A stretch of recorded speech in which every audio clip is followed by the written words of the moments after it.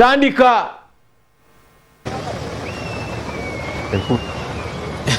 tusonyiwemuko katono olw'okutataganyizibwamuko okutonotono naye nga enkuba eno nayo ekyatonya yatandise olunaku lwaggulo zaali ssaawa nga 10:11 mpaka kati tennasirika mu bitundu by'eggwanga eby'enjawulo. Abalabi baffe aba SOT TV mbalamusizzaako nnyini ddala. Mulimu n'ensonga gye mugenda maaso n'okwogerako. Mpulidde Fedi ng'agamba nti okusika omuguwa okwaliwo wakati wa mukyala Jennifer Musisi obaolyawo ne Lord Mayor Erias Lukwago nti bye byaleetawo bino, naye nze ensonga obaolyawo gye nnyinza okwogerako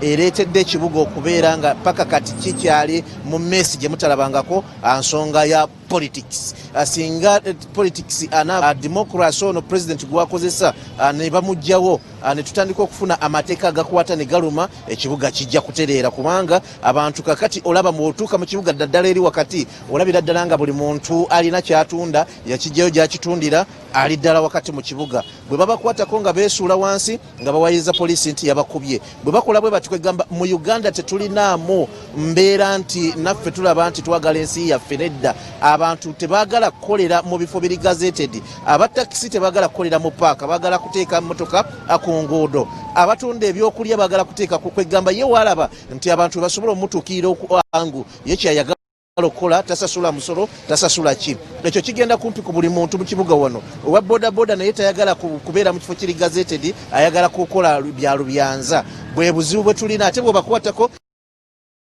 President ng'agamba nedda mubaleke balonzi bange mubaleke tebalina musango. Ekibuga Kampala kyazimbibwa nga tetulinga bibuga birala nti mu bibuga olaba obw'okutikka ebintu obwo wabeerawo w'obasanga. Kati wano waliwo motoka okutikka ebintu nga bw'obulaba obwo. Bw'obanga mu bibuga ebirala obwetaaga si buli wamu nti w'olaga ojja kusangawo motoka obwo, nedda wabeerawo w'obasanga. Mu bibuga ebirala ebyakulaakulana si buli wamu nti osangawo takisi, nedda. Bw'oba olina ky'oyagala okukola, oba oyagala takisi kutwala, oba oyagala kulinnya takisi zirina ebifo byazo we zisangibwa. Naye mu Kampala buli wamu buli kimu kiriwe kisanze kubanga abantu olubakwatako nga bagamba twakulonda, tujja kuwa akalulu, tujja kukola ki, ng'embeera etambula nga bweyagala. Kati tutuuse okubeera mu nsi nga buli alina akataka ku kkubo ateekawo akatale, buli alina akataka ku kkubo ateekawo paaka, buli alina akataka ku kkubo ateekawo bizinensi nga mpawo atukuba ku mukono. Ekyo nno kye kireese obuzibu mu ggwanga lyattu Uganda n'okusingira ddala mu kibuga Kampala. Paaka ebeera mu kifo paaka ebeera mu kifo nga ekifo kiringa nga obaolyawo kiraalo kya nte, naye ne bateekawo paaka kubanga abo baayagala beeyawule ku bannaabwe abeeri. Ekyo ne kibeerawo. Kaakati tululira wano waliwo akatale k'ekibuye akali Main weekali wano, naye kati abatunda ebintu wano baagaana okuvaawo. Laba we bali naye bw'otunuulira embeera mwe bakolera, embeera mwe batambuliza emirimu, mukoka kati abayitamu batunda byakulya, tewali social distance, tewali ki, baagumba wano. Kaakati bano nabo tebakwatibwako okubasengula, olina kubasasula busasuzi. Bagamba nti waliwo nga tutandika embeera bweti. Kaakati kyekizibu ekiri mu ggwanga Uganda nti abantu bafuuka bakyetwala, buli omu akola kyayagadde, naye okukola kyayagadde akikola lwakuba alowooza nti pulezidenti ajja kuba amuwa akalulu, ajja mulekawo kubanga ayagala kalulu. Era ekyo kyekireese embeera okubeera nga bwogenda maaso n'okugiraba mu ggwanga Uganda nti buli muntu kyayagala okukola akikola. Njagala okubawo ekyokulabirako bwe tubadde mu lockdown, mwalabye akatale akatandise okuva ku kasomero ako ke bayita Liina awo Rubaga ng'oyambuka ku Rubaga ku ddwaliro ly'e Rubaga. Awo wonna abakyala obaolyawo oba baggwanga limu, abakyala batunda enjeyo baggwanga limu bazze ne batandika okutundirawo ebintu. Kaakati ekyo ekifo kigenda kubanga akasubi gye bujjako singa KCC eteeveewo ne bakaliramu ne bajjamu. Bagenda bateeka ebintu mpolampola, olugira ng'efuuka settlement, olugira nga kafuuka katale, okubajjayo baba bakusaba katale tuzimbire akatale. Yembeera kakati eri mu ggwanga Uganda nti abantu bo kye baagala kye bakola kubanga balowooza nti pulezidenti ajja baleka lwakuba ayagala akalulu. Naye okutwaliza wamu yo embeera eyimiridde etya mu kibuga lirano. Atwagala okubaza nti akakuba ko kakyafuyiri, enkuba ekyafudde mu bitundu ebyawulo, mwetegekera embeera abatambuze mwewale obaolyawo okulabika nti n'emmotoka zijja amazzi abavubuka mubeera Kuba abantu mazzi ate ekisinga obukulu nti abantu bebaka nnyo jukira nti enkuba yatandise olunaku lwaggulu ng'etonnya obunyogovu badde bungi ekiro kyonna kati kino kitegeeza nti abantu bajja kusuuka kikerezi era gye bujjakawo katono jjamu ajja kubeera mungi kati gwe omugezi alina byayagala okukola ng'obudde bukyali nkuwagabuwa nti jjamu agenda kuba mungi nga bw'olabye okukkirira ekatwawo ye yatandikidde ddala ate ne bannaffe abava Makindye naye ndaba jjamu yatandise naye ku luguudo lw'Entebbe embeera eri etya embeera eri naye ate gye bujja ku katono ejja kuba nzibu nnyo kubanga abantu bagenda kulwawo okulabika nti bazuukuka n'olwekyo gwe ayagala okubaako byokola azuukuka ng'obudde bukyali otandike okutambula ng'obudde bukyali kubanga wezinawera ssaawa 3 eyo nnya ate omugotteko gw'ebidduka tusuubira nti kujja kuba mungi kubanga embeera naddala ebeeramu enkuba ebiseera ebisinga ereeta jaamu ekyo kyo mu Uganda bwe kibeera naye nga Entebbe road kummwe abajja mujja kubeera bagumiikiriza kubanga kyolabaawo kyekiriwo emmotoka zitambula kasobonga boziraba okujjako abagenda ku luguudo luno olw'Entebbe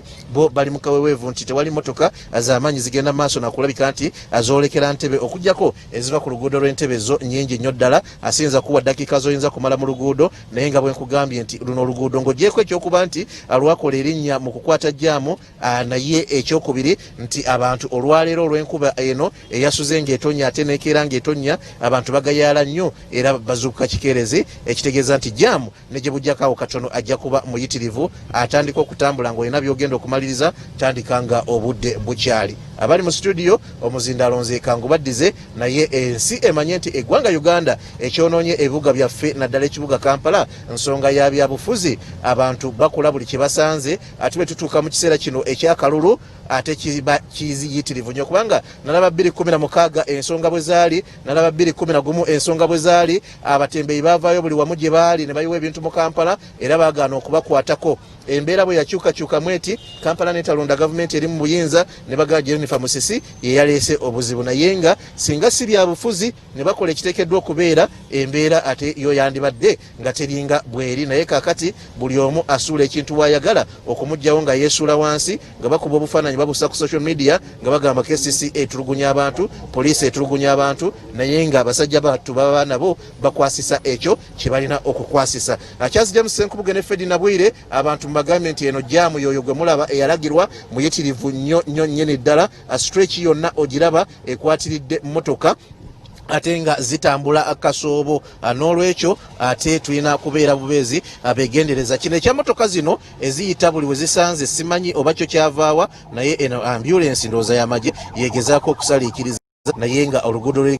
lukyamu nnyo nnyini ddala jaamu bw'atyo bwali sayidi eno nze omuzindaalo kangubaddize ekifaananyi ekituufu ekya Entebbe road bwafaanana kyekyo kuba tuyinza n'okutuukiriza nga mmotoka zikyekutte bwekwasi bwe ziti kamugende maaso n'okwogera control room mujja kunzikiriza ekifaananyi ndowooza kyo kisigaleyo abantu tugende maaso n'okubalaga embeera bweri nga mwe abali mu studio bwe mugenda maaso n'okulambika eggwanga ku nsonga ez'enjawulo omuzindaalo ngubaddiza tuyanzege Robert Mutebi that is Entebbe road awo katukkirira tumalako Kibuye tugenda kutandika okwambuka najja Nankumbi emmotoka bwe zigenda mpola nyingi nnyo nga bw'okitegeera actually katwambuka tutandise okwambuka najja Nankumbi emmotoka nyingi tulengedde kuva ku Queen's Way ngeziyingira teri mmotoka n'emu zive Makindye tezibadde nyingi ezive Katwe tezibadde nyingi naye ziva Entebbe road zirabise bwe zityo ezo teziggwaawo okujjako mpozi mu evening time awo wezikendererako mpola tubagamba nti olina kubanga okwata obukakamu bw'obanga ovuga mu kitundu bwe kityo kyewuunyisa nti Kibuye yafudde wonna waafuuse katale ate nga waliwo obutale bwawo obusobola okubanga bukola bulungi waliwo obutale ddala waliwo akatale ka Ssaabasajja munda awo opposite naawo abantu awo tubalabye can you imagine nanyini kizimbe Fede olabye ekizimbe kibadde awo badde akatale yazimba ekizimbe kye for business n'alekawo olubalaza lunene ng'olwalagirwa kati abasuubuzi ne baluteekamu ebintu kati talina access era olengedde maduuka ge nga nothing is happening inside there lambula n'ekibuga Kampala olabe ennaku zino bazikya oba ebizimbe bikyalina obubalaza buli space kati evaamu sente kali sente za nanyini kizimbe basobola obiteekerawo bwereera awo nga tamanyi era waliwo aliirawo awo ne wabanga si nnyini kizimbe waliwo aliirawo kati waliwo era awo apangisaawo n'azikuŋŋaanya n'aziteeka mu bali abasuubuzi baawo kati basasula ssente